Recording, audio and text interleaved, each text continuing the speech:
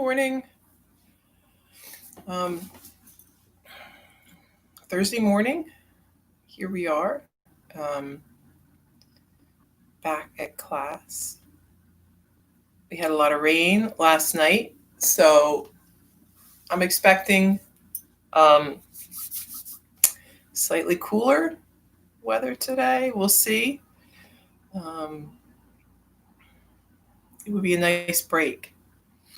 I've been looking ahead to see what it's going to be, and it seems like it's going to be pretty hot with maybe a break over the weekend. And then next week, at the end of the week, not so bad. Of course, who knows? But it would be funny if going into August, it's actually better than it was. It was this week. So it's been rough. I tried to drag my son out of the house yesterday, and he wasn't having any of it. We had to go run errands, and he was very he was very sad. And it was so humid. It was like it gets to that point where it's really almost hard to breathe. It feels like there's liquid in the air. Good morning, Deb. Well, I hope everyone had a good Wednesday. I enjoyed my class, and I think that's it's going to be a good thing to do. I'm again impressed by the availability of classes online. These, the Zoom calls make it possible for you to connect with people all over. The woman leading this class was from coming to you from the Himalayas somewhere, um,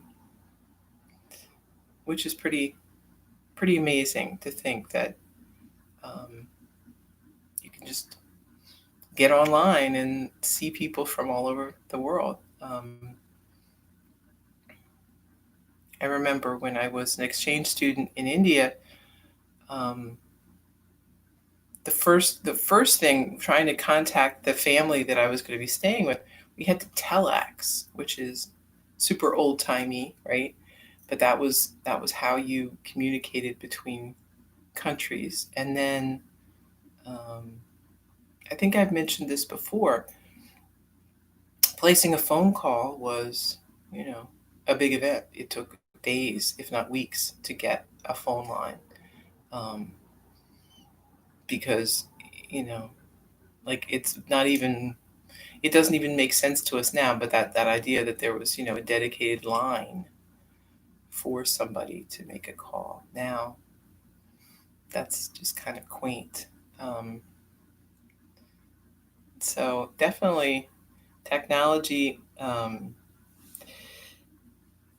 has this amazing capacity to bring us together, and to allow us to spread knowledge in a way that we even just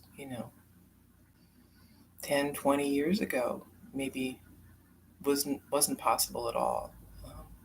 So I'm going to be interested to see what happens in the next 10 or 20 years in terms of that. I think we're going to increase that exponentially. And I think it'll be a really good thing for everybody. Good morning, Susan, and good morning, Barbara. So, I don't know what we're going to talk about today. I don't think we're going to really talk about anything. Maybe we'll just go do asana.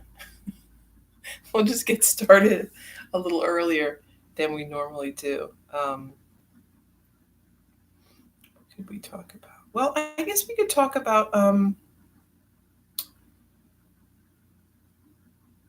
so my class yesterday was on the a book in what they call the Mahabharat, which is Bharat is the name for India in Hindi or Sanskrit. Um, that's the name for the country. So Mahabharat is like Great India. So it's sort of the epic story of India in ancient times.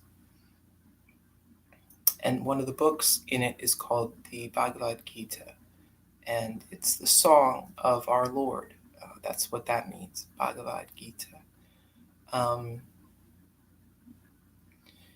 and it is framed in a great battle where Arjuna, is kind of the king um, on the eve of this battle, and he has as his chariot uh, driver, right? Because this was ancient times where they had chariot drivers. Was Krishna, the god Krishna, and the book is basically a conversation between the two of them about the uh, the battle to come and um, Arjuna's reluctance to get involved, to take the steps that are necessary to get through this next part of his life. Um, and on the surface, right? It is a tale of um, duty and what they call dharma, which is your duty, your sort of role in the world and in your life. But on a deeper level, it is um, a story of the fight between the inner and the outer world in our own experience. So, um, trying to get to that self, to the inner world when we are so distracted and um, tempted and by everything around us, um, our physical world, our physical bodies, our senses, um, how we are constantly drawn away from that center um, by all of the input that we have from outside. Um, so it's a great read. It's an interesting book that, or philosopher, or uh, extremely learned individual, you would read that book. It's a sort of a classic. So along with ancient Greek classics and Roman classics, this would be one of those. So on that level, it's very helpful. But for our purposes, it's a very yogic um, text, and it really has a lot of answers to the questions that we may have about meditation, about where we're going with these things, and um, the point of them, the process to get there, and what the goal is ultimately. Um, so it's good stuff. And there are lots and lots of different translations of it out there. Some are easier to get through than others, but all of them have kind of their own spin on what's inside. Um, so if you have any interest in that, in philosophy, in sort of this sort of ancient knowledge, I would highly recommend it. If you aren't necessarily into that, but uh, you're wanting to learn a little more about meditation and going down that path, also a really good read. Um, but again, you can find um, different translations that might give you more or less information one way or another. They're more academic translations, and then there's more more spiritual or yogic type of translations. So you'll see, if you like go on Amazon or something, you'll see bunches and bunches of them, and a lot of them are translated by a certain yogis or swamis or guys like that. And so if you see that, they're going to be more in a yoga mind than some of the more Western translations, which are probably going to be more academic in nature. Um, it's a great read, and there are several different books. Yoga Sutras is another one, um, which is also kind of real basis of what we practice in yoga. Um, but I love the Bhagavad Gita. It's a very beautiful.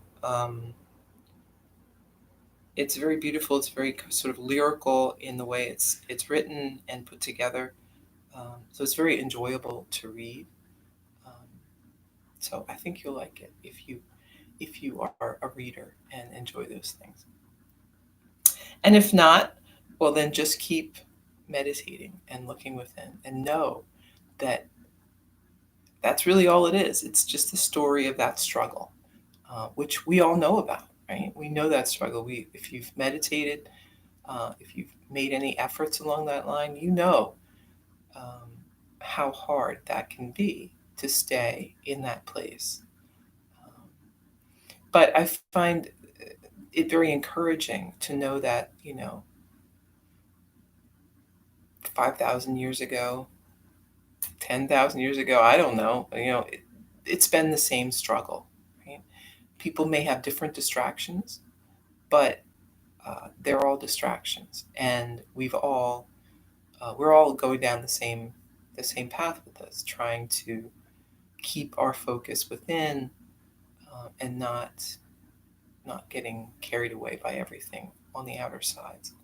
Um, and that it wasn't any easier back then than it is now. I think sometimes um, we tend to frame the past as um, as if people were uh, more virtuous or smarter or um, like less, because they're less um,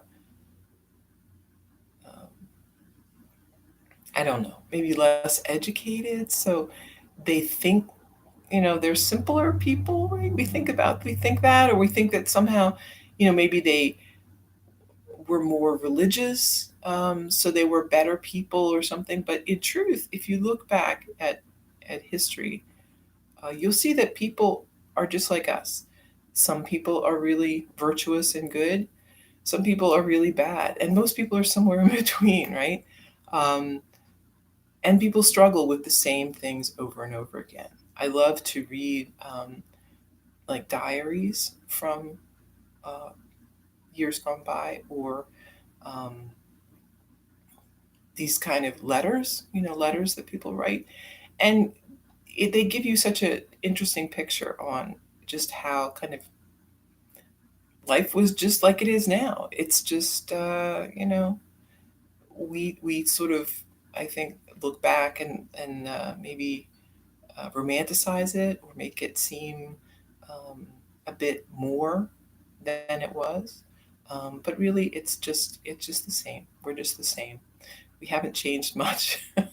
Facing the same obstacles, trying to work through the same things.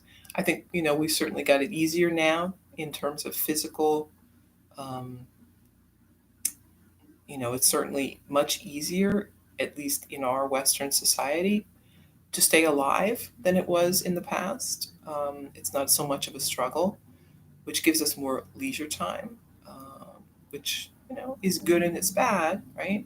It's good because we're staying alive in an easier way, but it can be bad because people get bored, people get lazy, and they feel um, like they don't know what to do with their time. So instead of using it productively, they use it destructively, self-destructively, and in other means.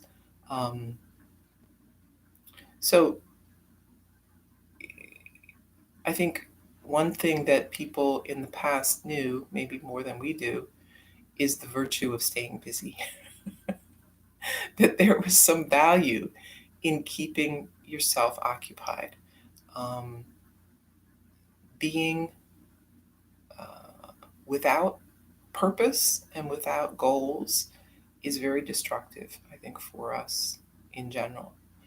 So they don't have to be big goals, they don't have to be lofty attainments, but they can be simple personal goals of things you want to get done in this day, in this hour. Um, our ability to kind of float around without much of um, a deadline or you know um, that is something fairly new.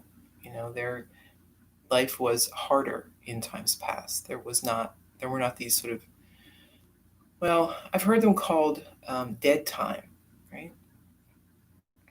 So the idea being it's dead air. You're not using that time in any way productively or even just enjoyably. You're just kind of watching TV, um, scrolling through your phone, looking at stuff.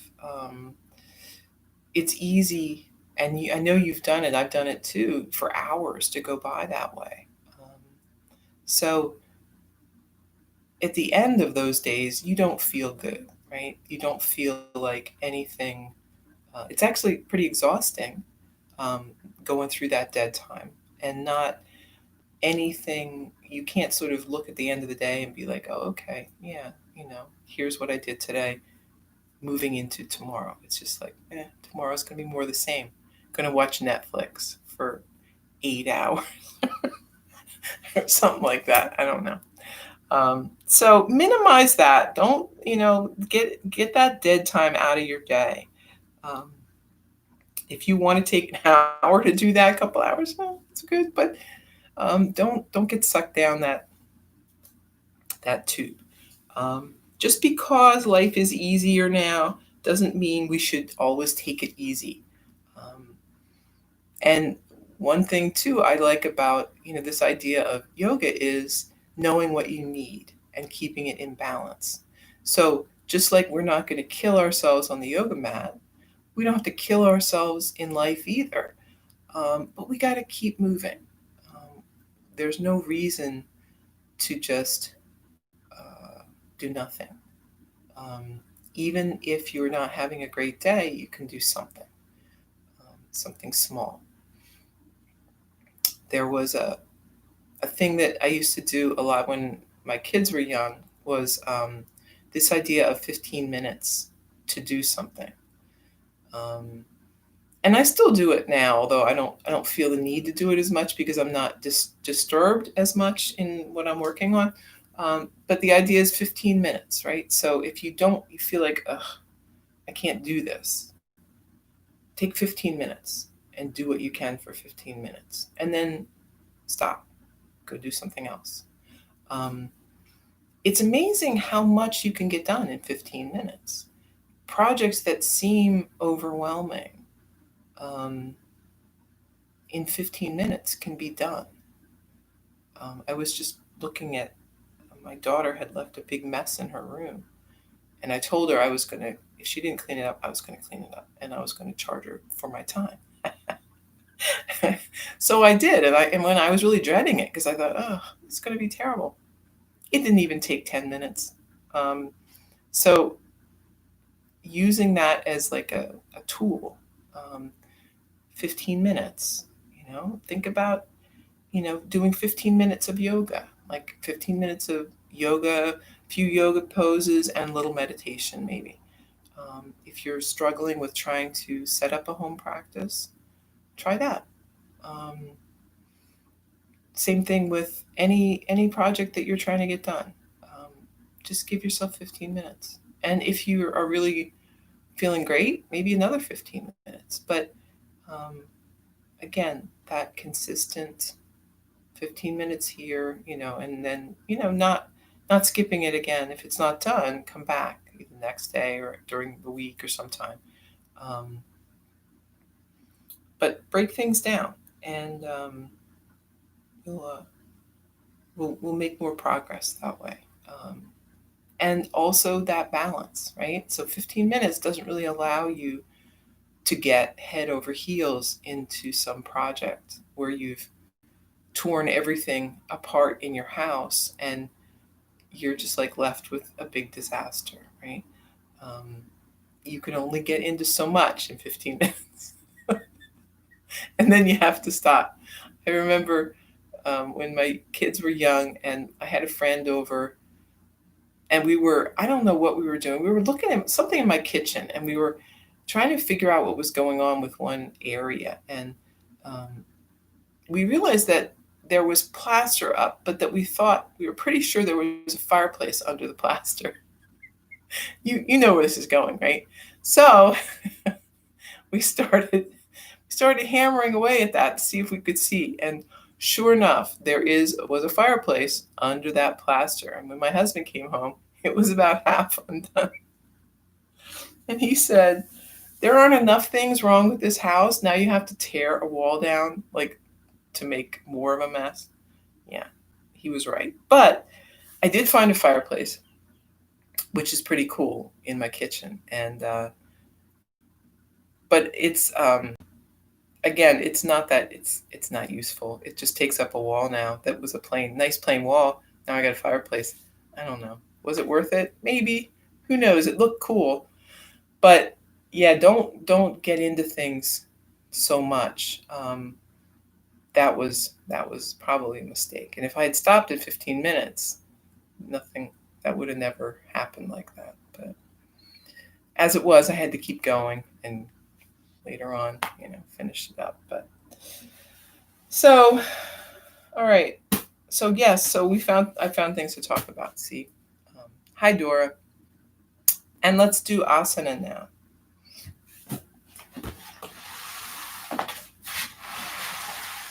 So we're sitting up tall. Finally brought blocks upstairs. See. So yeah, I should have said that. I don't know if I probably won't use them today, but if you have a block, or if you can get a block, I would get one and bring it by your mat, because we'll do a few things with blocks. I don't want to rely on them too heavily because I don't know if everybody has them, but they are super easy to get from Amazon or anything.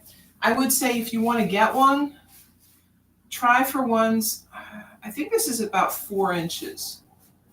So the thicker they are, the better. The thinner ones are more flimsy. So this one is really very firm, which is good in a block.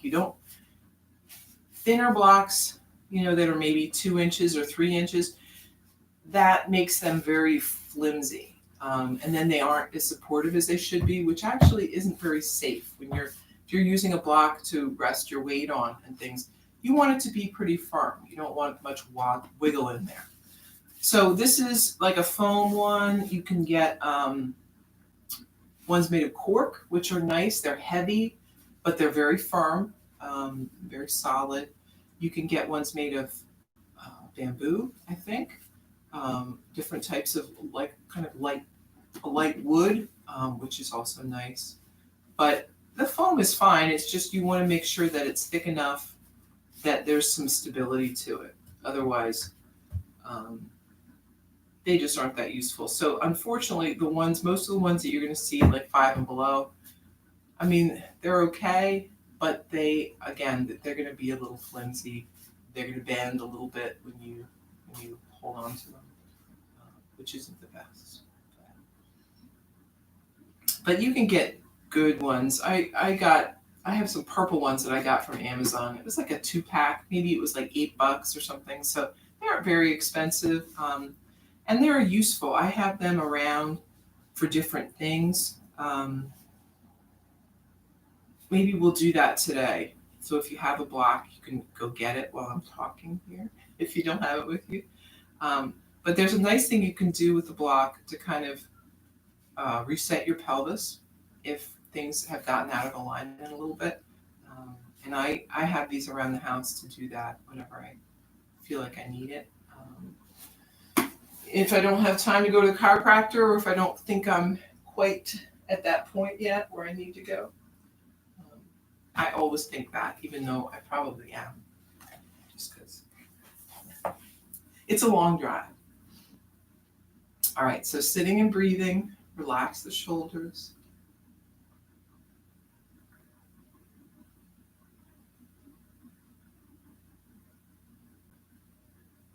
One more breath, and then chin down toward the chest.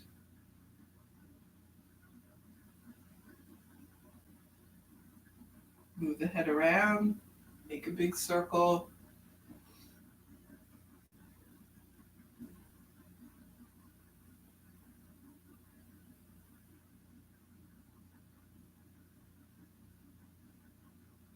One way and then the other.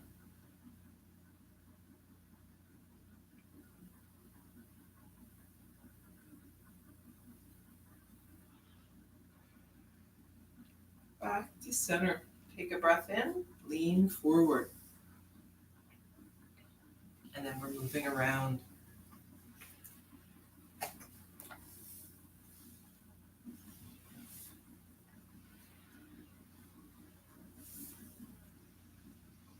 One way and the other.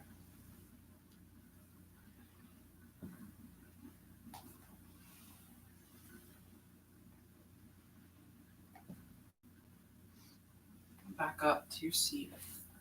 Arms wide. Deep breath in. Exhale, hands together.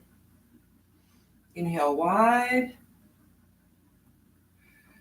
Exhale, hands together. Inhale and exhale.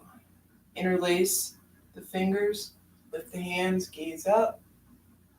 And then arms down by your side. Inhale, lift. Lower. Lift. And lower. Once more, lifting up. And then bring the right arm down, reach across. Left. Switch sides.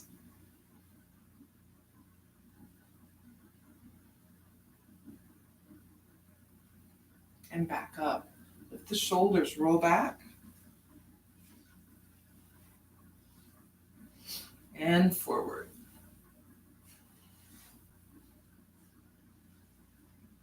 Right hand on left knee, left arm behind. Sit up tall, take a twist.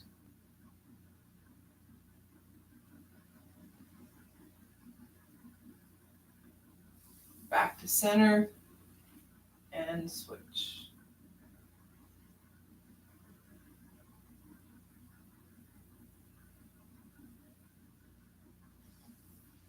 And back to center. Tabletop.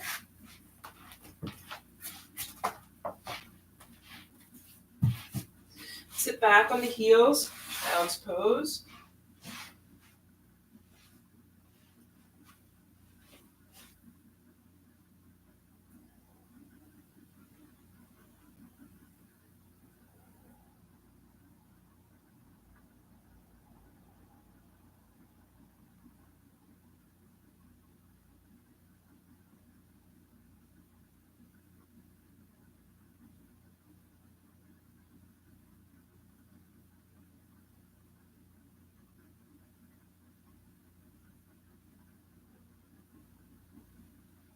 And then move your way back up. Tabletop to downward dog. And walk it out.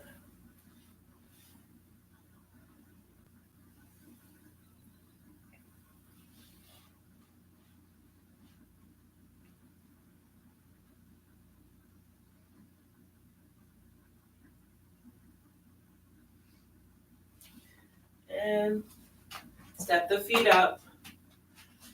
Be in a fold. A few breaths.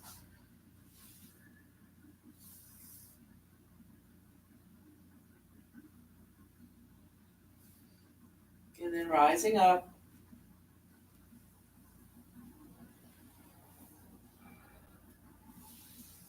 Standing tall, deep breath in and out. Inhale, lift. Exhale, fold. Inhale, flat back. Exhale, right foot steps back. Set the knee down, arms overhead.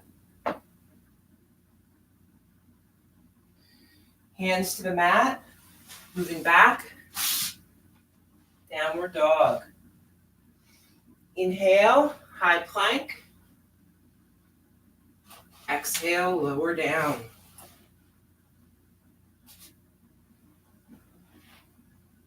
Inhale, lift, head and chest. Lower.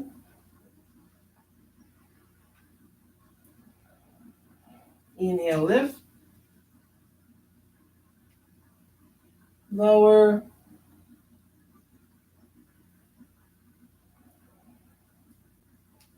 Once more, lifting up, head and chest.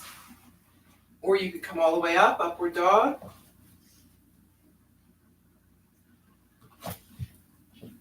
Moving back. Downward dog.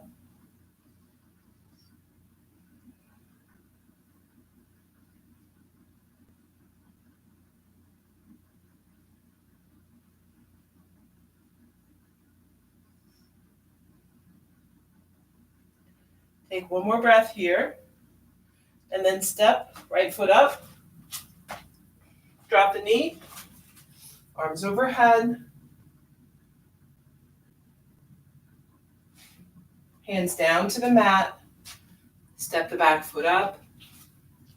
And fold. Inhale, lift to a flat back. Exhale, fold. Inhale, lift. Back to mountain. Breath in and out. Inhale, lift. Exhale, fold. Inhale, flat back. On the exhale, left foot steps back. Drop your knee, arms overhead. Hands to the mat, stepping back. Downward dog. Inhale, high plank. And lower.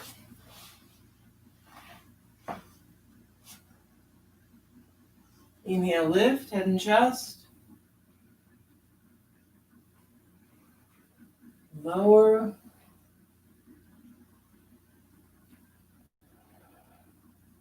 Inhale, lift. And lower.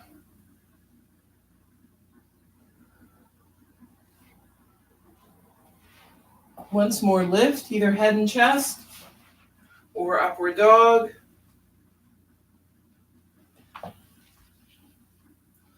Moving back to downward dog.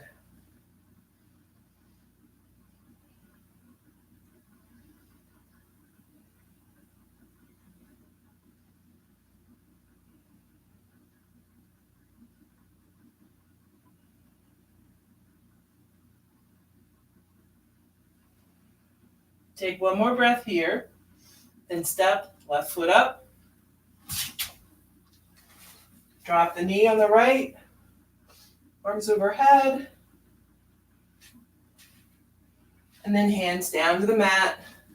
Step the back foot up and fold. Inhale, flat back. Exhale, fold. Inhale, lift. And back to mountain. Take a breath.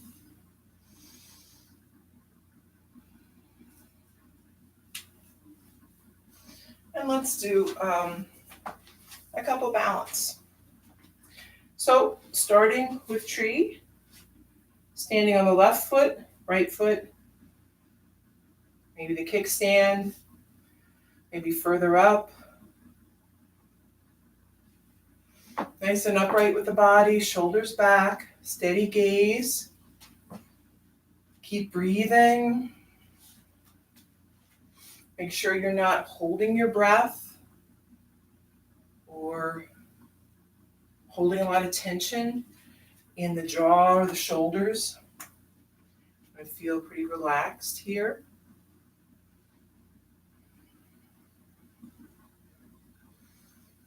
Nice and strong though through the legs,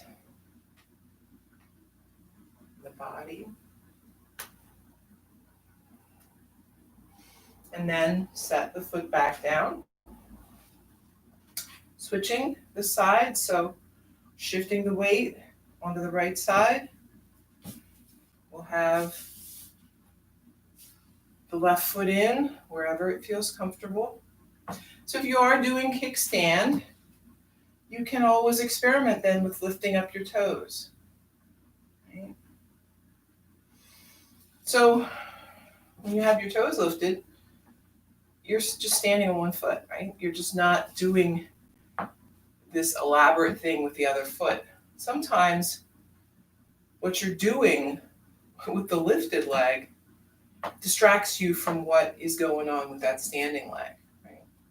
The standing leg is what matters. We're trying to draw that strength and that balance up from the floor, up the leg, through the body, right? Holding that strength to center. And then we might extend. We feel good. That's kind of the last thing that we worry about. Set the foot down. Not that we worry about it, we don't. That's an expression. Bicycle legs. There's no worry in yoga. And then let's step out into warrior three. So we've got hands to center. Take your breath in. Stepping out with the left. We're shifting the weight into that left side and then beginning to lift. And we're leaning forward as much as we're lifting. Maybe a little, maybe a lot. Trying to maintain that balance. Breathe. And if you need to set the foot down, that's fine. And just come back to it.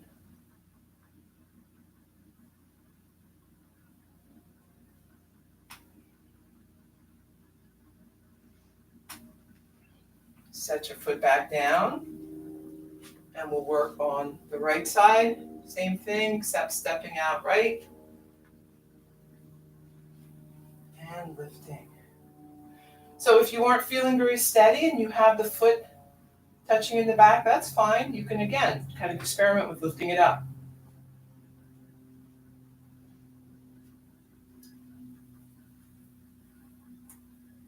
See what's happening today with your balance. And breathe.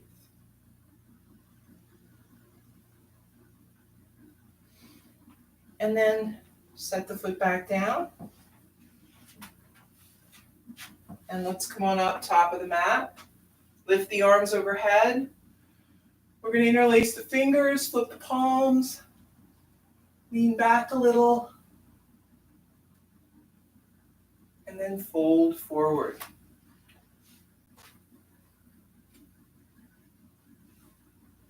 Inhale, flat back.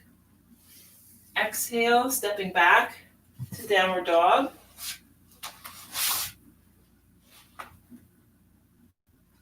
Inhale, forward to high plank, and then lower down.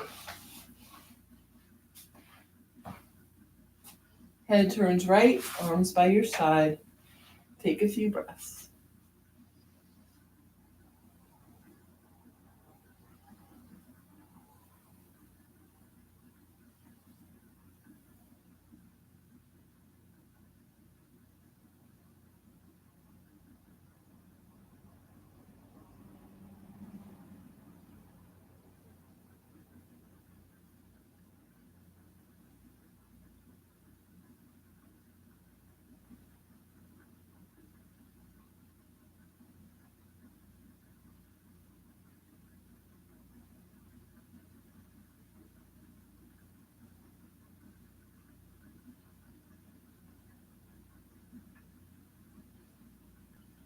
And then bring your head back to center.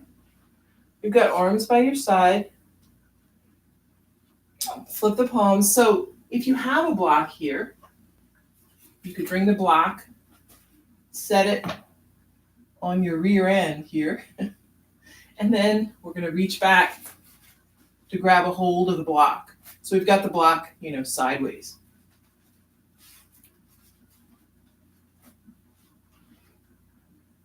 And if you don't have a block, then you can just have arms by your side. We're going to lift up head and chest and the arms and the legs.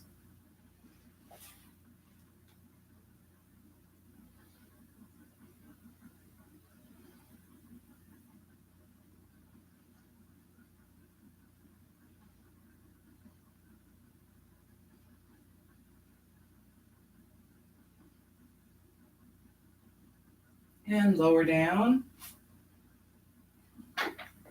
Head turns left.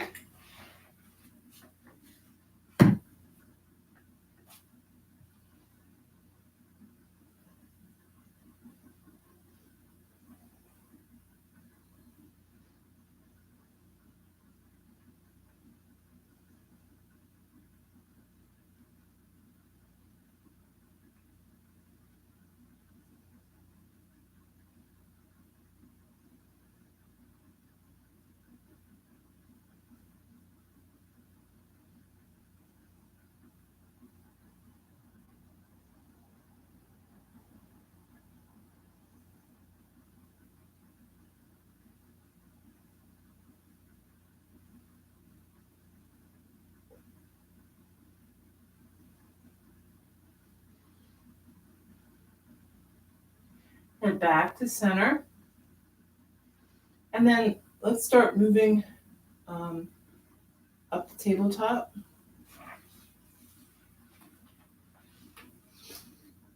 Back.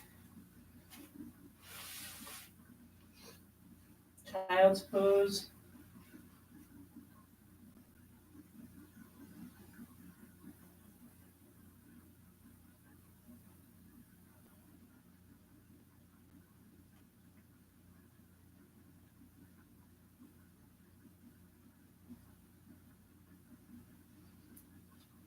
Tabletop again, the downward dog.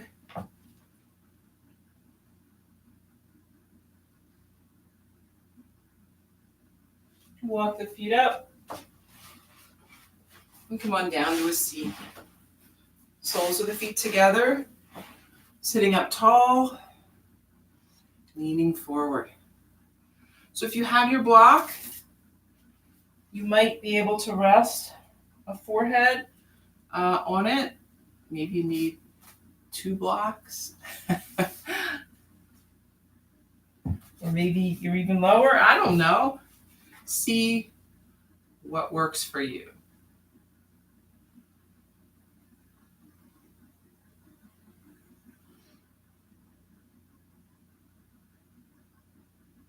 So in any of these, blocks can be helpful for support. They can be helpful for to kind of see where you are, right? So sometimes it's very hard to gauge like where you are. Not that it really matters, but sometimes it's nice to know where you are in comparison to last week or the week before, just to know, how different things in your body are changing or are being affected.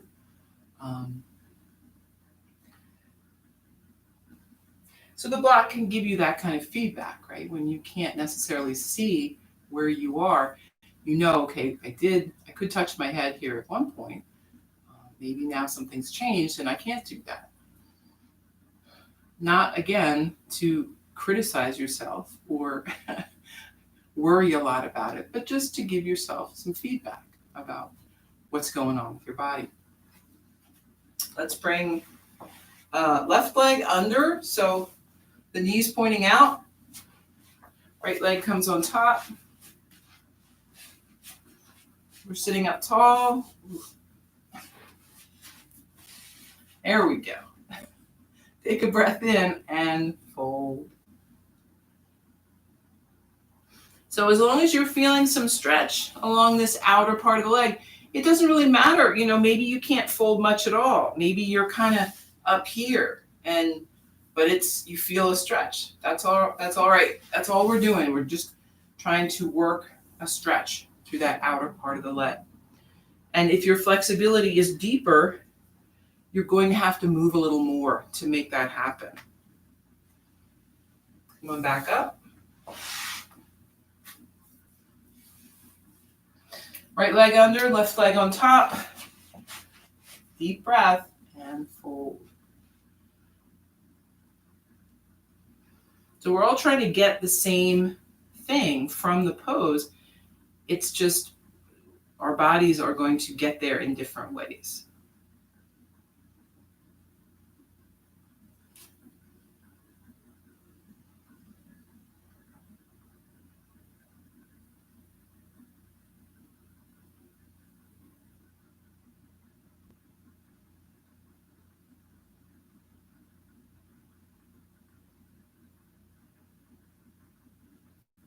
And then back up. Both legs out in front.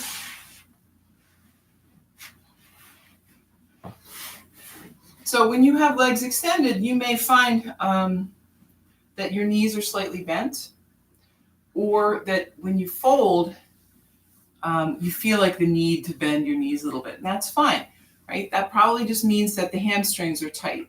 So bending the knees a little bit will loosen that attachment so it's not pulling so tight, and it will allow you to fold a little deeper. Hamstrings are often our limiting factor when it comes to these forward folds. So rather than fight them or stretch them too far, bend your knee a little bit. Give them a little more slack. The rest of your body then can fold.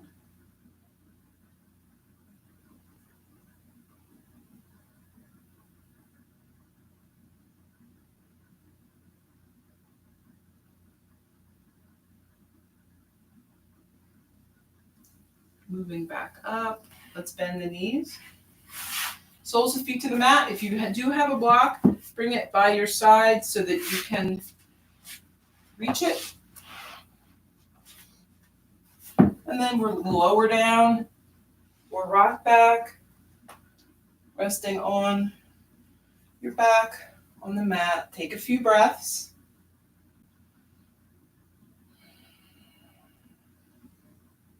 Always taking time to get comfortable with the transitions.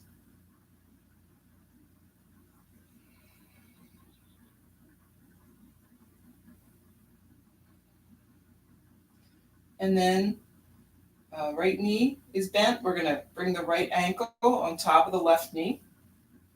You might stay right here or press that knee away from you, or we're going to draw that thigh in close and breathe.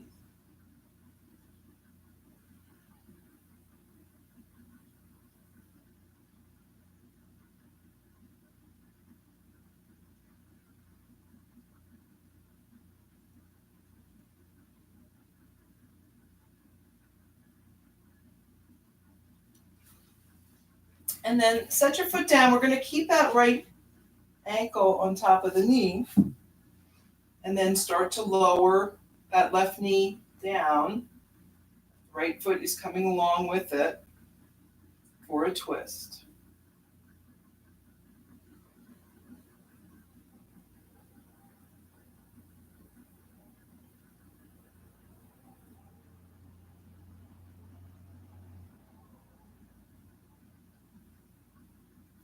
Moving back to center, switch your feet. So we've got the left on top, bringing the right leg in close to the body. Breathe.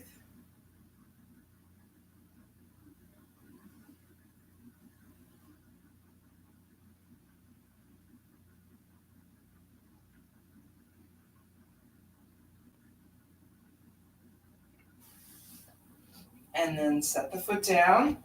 We're going to start to lower. Right knee over to the side. Keep that left leg, left ankle attached there to the leg, and then the left foot is coming down, maybe toward the mat. Maybe you don't go all the way down, that's fine. Just taking a twist.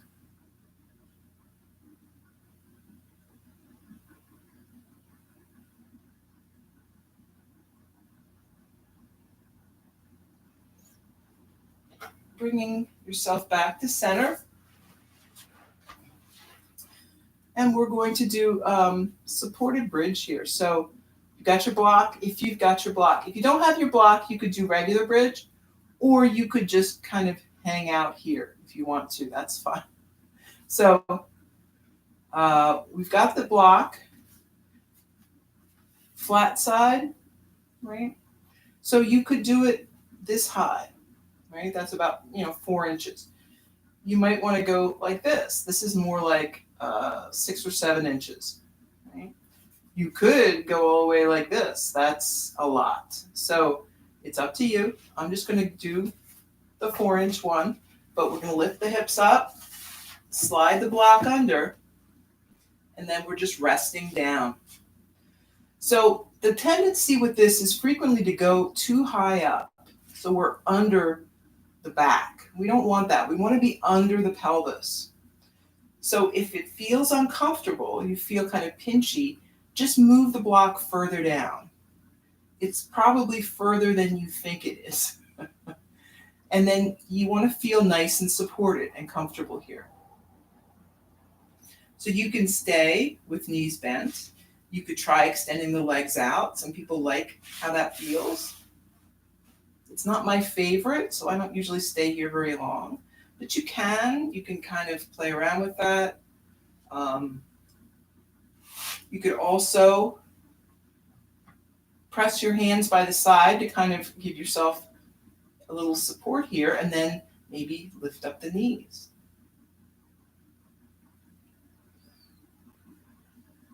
And if that feels good, you could try extending the legs.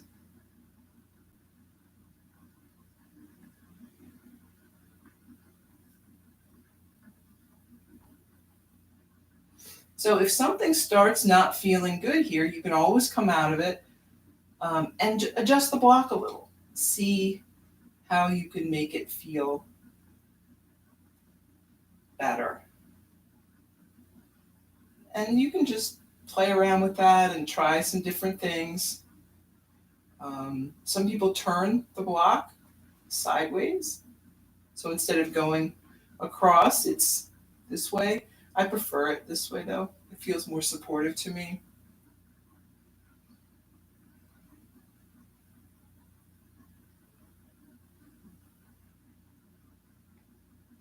And then we're going to move into Shavasana. So it's up to you. If you want to stay here for your Shavasana, you can. For some people, this is very relaxing. If you don't care for it, if it's not your favorite, you can always take the block out and then just rest back down on the mat. Either bring the soles of the feet together, or you could extend them long. But whatever you choose, we're going to move into Shavasana now. So finding that peaceful bit of rest. Right?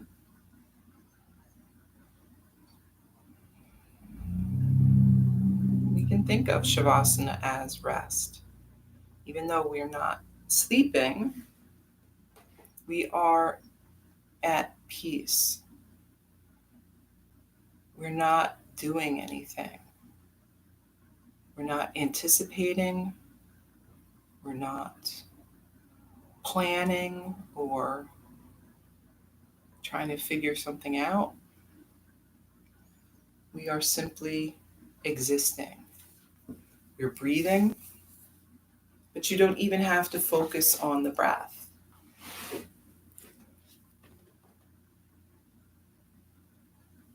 The breath will take care of itself.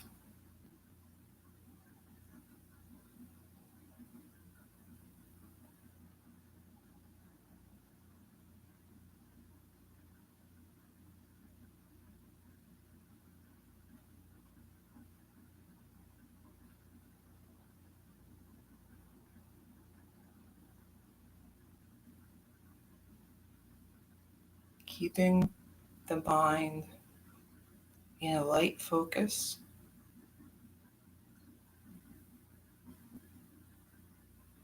Back to some image or a mantra or even just the breath.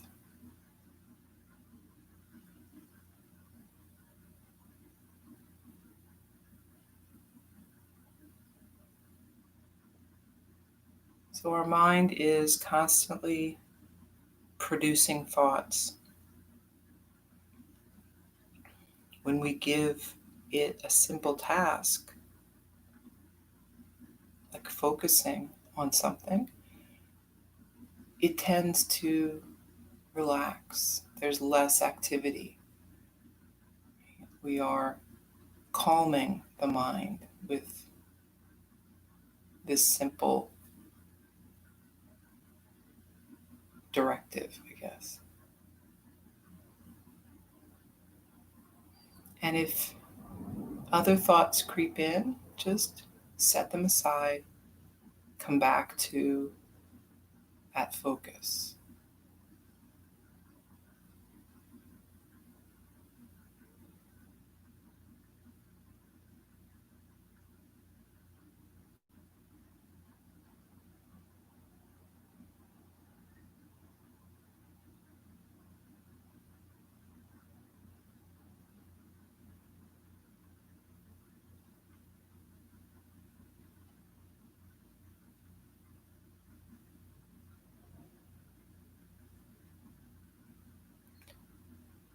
So our internal space is like a blank canvas that things pass through, okay? Maybe like a movie screen. So different thoughts and images are coming and going across that screen. We aren't those images or those pictures or those thoughts. We are the screen, right? This huge screen that goes out to everywhere and everything.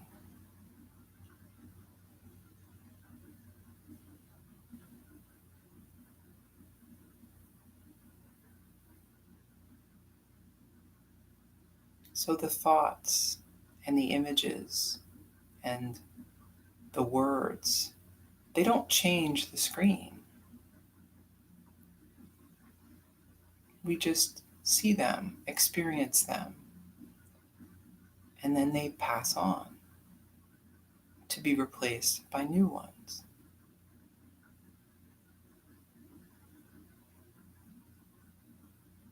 So the screen is eternal. It doesn't change because of those things.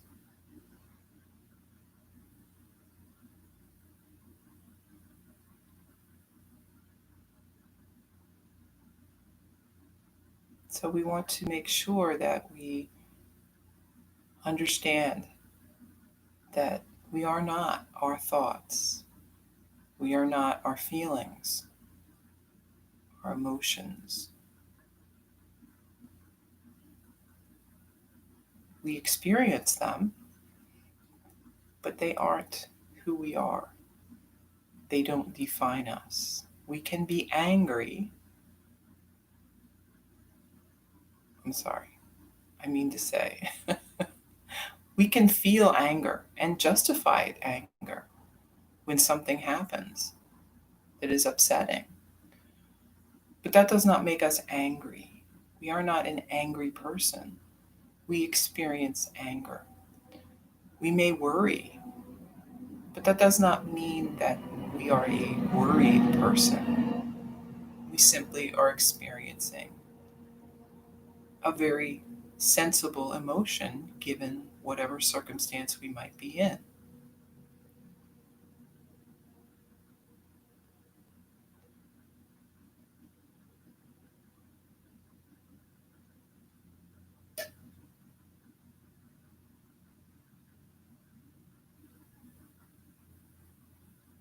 So when we find that peace, we know that is who we are. We are that peace, that even, eternal, calm, that confidence of knowing that that peace is always there within. We can draw strength from this. We can take refuge in that space.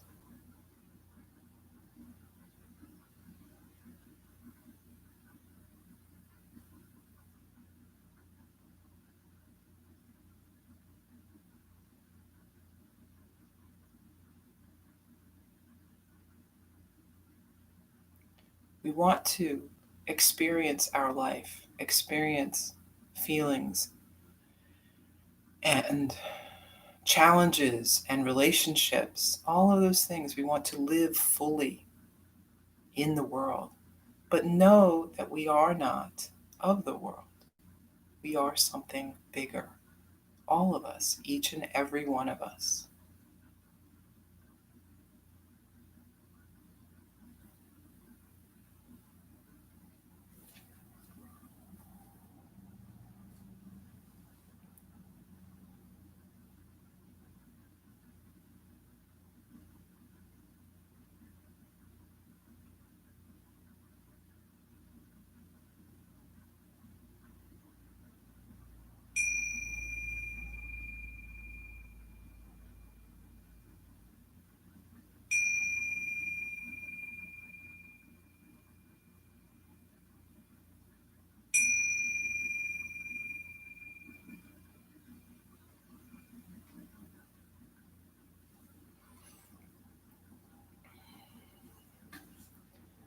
Beginning then to move a bit, fingers and toes, hands and feet,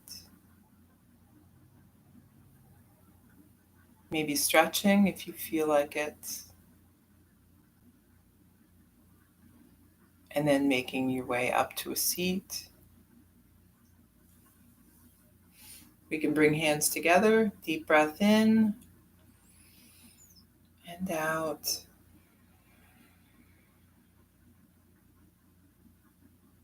Thank you for taking time this morning for yoga and to share it with me here. I hope you have a really beautiful Thursday. Namaste.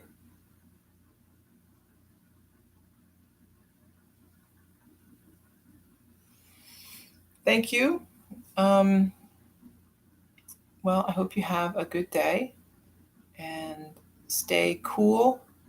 I think it isn't quite going to be as hot, but that doesn't mean that you don't need to stay cool anyway. And see what you can get done today. Do something for 15 minutes. And I